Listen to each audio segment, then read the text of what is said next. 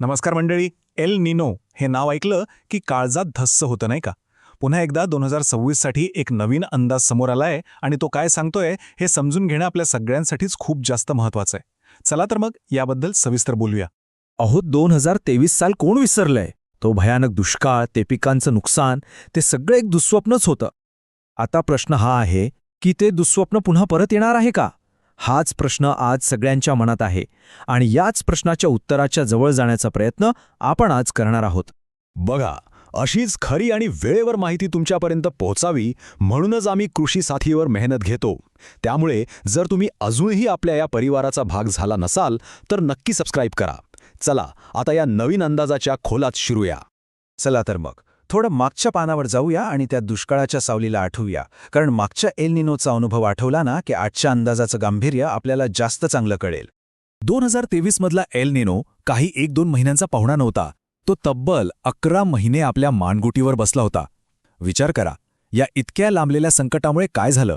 देशभरात दुष्काळ पसरला. पावसाने अशी काही ओढ दिली की डोळ्यासमोर आपली पिकं करपून गेली. ठीक आहे, पण हा एल निनो नेमकं करतो तरी काय? म्हणजे कुठल्या तरी समुद्राचं पाणी गरम झाल्यानं आपल्या मान्सूनवर कसा काय परिणाम होतो? चला हेच आता सोप्या भाषेत समजून घेऊया. अगदी सोप्या भाषेत सांगायचं झालं तर एल निनो म्हणजे पॅसिफिक नावाच्या महासागराचा एक भाग गरजेपेक्षा जास्त गरम होणं. हे अगदी तसंच आहे जसं समजा आपल्या घरात एका कोपऱ्यात शेकोटी पेटवली की पूर्ण घरात उकाडा वळतो.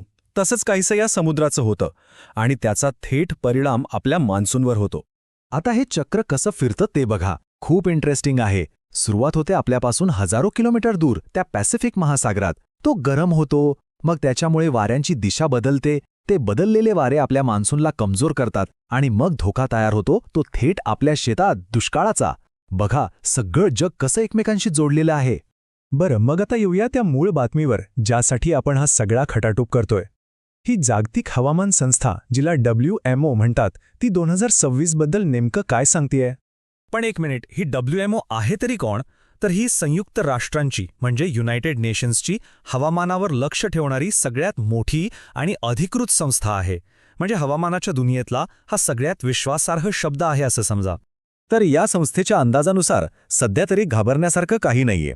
मार्च ते मेमध्ये 60%, एप्रिल ते जूनमध्ये 70% आणि मे ते जुलैमध्ये पुन्हा 60% शक्यता ही तटस्थ स्थितीची आहे. तटस्थ म्हणजे काय? तर ना एल निनो ना ला निना, म्हणजे सगळं काही आलबेल. पण थांबा, खरी काळजीची गोष्ट तर इथेच आहे. याच काळात म्हणजे मे ते जुलै दरम्यान एल निनो परत येण्याची शक्यता तब्बल 40% दाखवली आहे. आता तुम्ही म्हणाल की 60% तर परिस्थिती सामान्य राहण्याची शक्यता आहे, मग 40%ची एवढी भीती का? पण 40% धोका हा लहान नाही, त्याकडे आपण डोळेझाक करून चालणार नाही. मग या 40%नी लगेच घाबरून जायचं का? तर उत्तर आहे नाही. थांबा, कारण हवामानशास्त्रामध्ये ना एक खूप इंटरेस्टिंग गोष्ट आहे. तिला म्हणतात स्प्रिंग प्रेडिक्टेबिलिटी बॅरियर. आता हे अवघड नाव ऐकून घाबरू नका. याचा सोपा अर्थ आहे की वर्षाच्या सुरुवातीला अंदाज बांधणं इतकं कठीण का असतं. याचा सोपा अर्थ काय माहितीये की वर्षाच्या सुरुवातीला म्हणजे मार्च ते मे महिन्यात समुद्र आणि हवा दोघंही खूप मोडी असतात. म्हणजे त्यांचं मन खूप चंचल असतं, सतत बदल होत असतात आणि अशा बदलत्या परिस्थितीत लांबचा अंदाज बांधणं खूप अवघड असतं आणि म्हणूनच ते अंदाज अनेकदा चुकू शकतात. हे बघा, या स्क्रीनवर सगळा फरक स्पष्ट होईल. डावीकडचे अंदाज म्हणजे हे सुरुवातीचे अंदाज, हे फक्त कॉम्प्युटरवरचे आकडे आहेत, एक कच्चा अंदाज, एक इशारा समजा. पण उजवीकडचे अंदाज जे मे महिन्यानंतर येतात ते प्रत्यक्ष माहितीवर आधारित असतात आणि तेच आपल्याला खरं चित्र दाखवतात. म्हणून आपण मे महिन्यानंतरच्या अंदाजांवर जास्त लक्ष ठेवायचं. तर मग ह्या सगळ्या माहितीचा आपण आता अर्थ काय घ्यायचा? एकच वाक्य लक्षात ठेवा, आपल्याला जागरूक राहायचं आहे पण चिंताग्रस्त व्हायचं नाही. तर आजच्या या माहितीमधून आपल्याला काय लक्षात ठेवायचंय? 4 महत्त्वाचे मुद्दे. 1. हा WMOचा अंदाज फक्त एक प्राथमिक इशारा आहे, पक्की बातमी नाही. 2. अजूनही परिस्थिती सामान्य राहण्याची शक्यता जास्त आहे. 3. हा दुष्काळाचा शिक्कामोर्तब करणारा अंदाज अजिबात नाही. आणि सगळ्यात महत्त्वाचं 4. खरंच चित्र आपल्याला कळेल ते आपल्या भारतीय हवामान विभागाच्या म्हणजेच IMDच्या अंदाजानंतरच. म्हणून भीती बाळगण्यापेक्षा माहितीनं सज्ज राहणं, सतर्क राहणं हेच महत्त्वाचं आहे. माहितीच्या आधारावर तयारी करणं हे शहाणपणाचं लक्षण आहे. पण आत्ताच कोणताही वाईट निष्कर्ष काढण्याची घाई करू नका. आणि जाता जाता मी तुमच्यासाठी एक प्रश्न सोडून जातोय.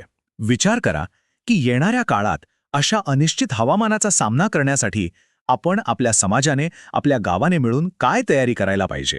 यावर तुम्हाला काय वाटतं, तुमच्याकडे काय उपाय आहेत हे कमेंट्समधून आम्हाला नक्की सांगा. चला एकमेकांच्या विचारातून काहीतरी नवीन शिकूया. आणि हो, अशाच सोप्या भाषेतील विश्लेषणासाठी कृषी साथीला सबस्क्राईब करायला विसरू नका.